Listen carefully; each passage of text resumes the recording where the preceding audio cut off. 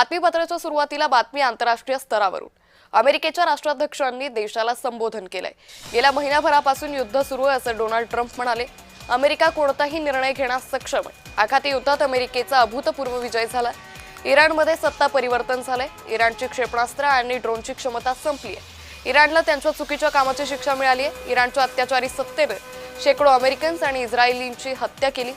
इराणला अणुबॉम्ब बनवण्यापासून आम्ही रोखलं। होर्मुझ सुरू झाल्यावर तेलाच्या किमती कमी होतील असंही यावेळी डोनाल्ड ट्रम्प यांनी म्हटलेलं आहे।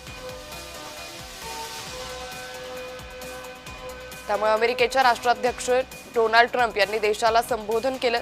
गेल्या महिनाभरापासून युद्ध सुरू आहे। अमेरिका कोणताही निर्णय घेण्यास सक्षम असल्याचा थेट इशाराही यावेळी डोनाल्ड ट्रम्प यांनी दिलाय। तर आखाती युद्धात अमेरिकेचा अभूतपूर्व विजय झालेला आहे। इराणमध्ये सत्ता परिवर्तन झालंय असंही यावेळी डोनाल्ड ट्रम्प यांनी म्हटलेलं आहे। त्यामुळे एकंदरीतच सगळ्या जगाचं लक्ष ज्या आखाती युद्धाकडे लागलेलं आहे। हे युद्ध साधारण कधी संपेल अशी वाट बघत असतानाच अमेरिकेचे राष्ट्राध्यक्ष यांनी देशाला संबोधित करताना ही सगळी वक्तव्य केलेली आहे। जुन्या सरकारांनी केलेली चूक मी आता सुधारली आहे। इराणमध्ये आता सत्ता परिवर्तन झालंय। इराणची क्षेपणास्त्र आणि ड्रोनची क्षमता संपली आहे अशी थेट घोषणाही डोनाल्ड ट्रम्प यांनी केली आहे। इराणला त्यांच्या चुकीच्या कामाची शिक्षा मिळाली आहे। इराणच्या अत्याचारी सत्तेनं शेकडो अमेरिकन्स आणि इस्रायली नागरिकांची हत्या केली। इराणला अणुबॉम्ब बनवण्यापासून आम्ही रोखल्याचंही यावेळी अमेरिकेचे राष्ट्राध्यक्ष डोनाल्ड ट्रम्प यांनी म्हटलेलं आहे। तर याच संदर्भात आपल्यासोबत बोलण्यासाठी निवृत्त लष्करी अधिकारी सतीश ढगे जोडले गेलेत। सतीश सर, आपण पाहतोय नुकतंच डोनाल्ड ट्रम्प यांनी संबोधन केलं आणि त्यावेळी ते म्हणाले की इराणला अणुबॉम्ब बनवण्यापासून आम्ही रोखलं। कुठेतरी त्यांनीच आता हे युद्ध संपत आलंय अशी घोषणा केली किंवा असा इशारा दिलाय का? नक्कीच येणाऱ्या 2 ते 3 आठवड्यामध्ये आम्ही आमचे या युद्धामधले स्ट्रॅटेजिक ऑब्जेक्टिव्ह हासिल करण्याच्या समीप आहोत असं स्पष्ट विधान त्यांनी त्या ठिकाणी केलं। आणि मुळातच त्यांनी मागचा संदर्भ देत म्हणजे पहिलं महायुद्ध असेल, दुसरं महायुद्ध असेल, इराण विरुद्धचं युद्ध, अफगाण युद्ध याचा संदर्भ त्या ठिकाणी दिला आणि त्यांनी सांगितले की ही युद्ध वर्षोनवर्ष चालली। त्याच्या विपरीत जर आपण लक्षात घेतलं तर केवळ 32 दिवसामध्ये आम्ही इराणचं लष्करी सामर्थ्य जे आहे ते पूर्ण उद्ध्वस्त करण्यामध्ये यशस्वी झालो। ऑलरेडी आमची इराणशी चर्चा सुरू आहे आणि या चर्चेमधून काही निघालं तर ठीक, नाही तर पुढच्या 2 ते 3 आठवड्यामध्ये आम्ही इराणवर एवढे जबरदस्त हल्ले करू की त्यांना आम्ही अश्मयुगामध्ये पाठवू आणि आम्ही आमचे स्ट्रॅटेजिक ऑब्जेक्टिव्ह हासिल करण्याच्या अगदी समीप पोहोचलेलो। अशा प्रकारचे जे विधान डोनाल्ड ट्रम्प यांनी केलं म्हणजे मुळातच मागच्या काही दिवसांपासून ज्या प्रकारचे ते इंडिकेशन्स देत आहेत आणि त्यामधून जे इंटरप्रिटेशन निघतंय की या युद्धामधून त्यांना बाहेर पडायचंय, त्याच अनुषंगानं आजचं हे सगळं संबोधन जनतेसाठी, अमेरिकेच्या जनतेसाठी डोनाल्ड ट्रम्प यांनी जे केलं त्याला आपण त्या ठिकाणी घ्यायला हवं। तोच राग त्यांनी आळवला की या युद्धामध्ये आम्हीच जिंकलो, कसं इराणला जे आहे न्यूक्लिअर वेपन्स बनवण्यापासून आम्ही त्यांना एक प्रकारे प्रिव्हेंट केलेलं आहे आणि येणाऱ्या काही दिवसांमध्ये आम्ही आमचे स्ट्रॅटेजिक ऑब्जेक्टिव्ह हासिल करतोय या एक प्रकारे लाईनवर त्यांचं सगळं हे संबोधन होतं। आणि अशी अपेक्षा करूया की जास्त हल्ले करण्याच्या आधीच चर्चेच्या माध्यमातून जे आहे या युद्धातून ते बाहेर पडतील। पण सतीश सर, जर इराणनं माघार घेतली नाही आणि डोनाल्ड ट्रम्प जसं म्हणाले की आणखी येत्या 2-3 आठवड्यामध्ये इराणला पूर्णपणे आम्ही संपवून टाकू, तर आणखी हे युद्ध किती भीषण स्थिती निर्माण करू शकतं? जर खरोखरच तसं झालं तर माझ्या मते खूपच मोठं नुकसान हे अमेरिकेचं होणार आहे, इराणचं होणार आहे आणि संपूर्ण जगाचं होणार आहे। मी यासाठी म्हणतोय कारण इराणचं जर अशा प्रकारचे हल्ले केले तर मुळात ते वेळोवेळी सांगतायत की तिथलं जे इलेक्ट्रिसिटी इन्फ्रास्ट्रक्चर आहे म्हणजे तिथल्या लोकांना पूर्णतः काळोखामध्ये, अंधारामध्ये त्या ठिकाणी बुडवणं आणि हे सगळं इलेक्ट्रिसिटी इन्फ्रास्ट्रक्चर, तिथले पॉवर प्रोजेक्ट पुन्हा सुरू होण्यासाठी कित्येक वर्षांचा कालावधी त्या ठिकाणी लागू शकतो।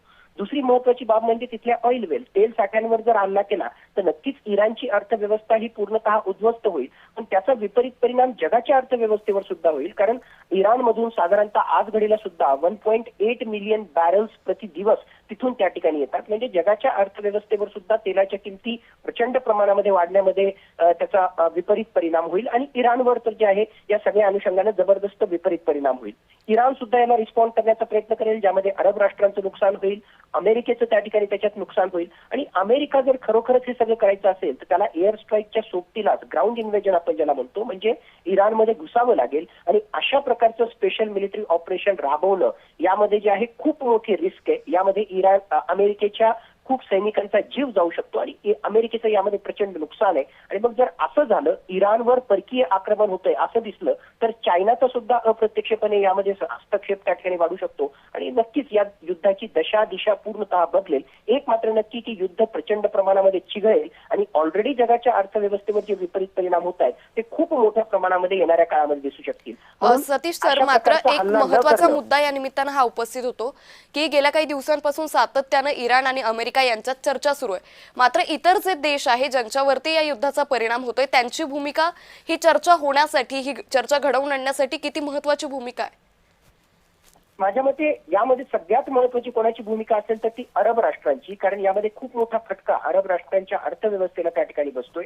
म्हणून अरब राष्ट्र एक प्रकारे जे आहे पडद्यामागे कशी भूमिका त्या ठिकाणी घेतात या इराण सारख्या मुस्लिम राष्ट्राशी चर्चा करून, कारण अल्टिमेटली इराण जे आहे त्यांचं शेजारी राष्ट्र आहे. भविष्यामध्ये जे आहे जे बदलतं गणित आहे त्याच्यानुसार इराणशी या अरब राष्ट्रांचं कसं जुळवून घेता येईल या अनुषंगाने त्यांचा रोल त्या ठिकाणी महत्वाचा आहे आणि त्यांच्या अर्थव्यवस्थेवर याचा खूप मोठा विपरीत परिणाम होतोय. म्हणून पाकिस्तान जरी पुढे पुढे त्या ठिकाणी करत असला, खरं म्हटलं त्याचा फक्त मेसेंजरचा रोल आहे, तरी सुद्धा कतर, ओमन, सौदी अरेबिया, UAE यांचा कसा रोल त्या ठिकाणी असणार आहे हे अत्यंत महत्वाचं आहे. आणि अशी आशा करूया की बॅक चॅनल डिप्लोमसीच्या माध्यमातून जे आहे ही राष्ट्र काही महत्वाची भूमिका अदा करतील आणि भारतासारखं सुद्धा एक महत्वाचं राष्ट्र प्रत्यक्षरित्या जरी नसलं तरी बॅक चॅनल डिप्लोमसीच्या माध्यमातून हा तणाव निवळण्यासाठी इराण आणि इस्रायल अमेरिकेशी चर्चा करून कशा प्रकारे भूमिका अदा करू शकतो हे सुद्धा येणाऱ्या काही दिवसांमध्ये पाहणं महत्वाचं ठरेल.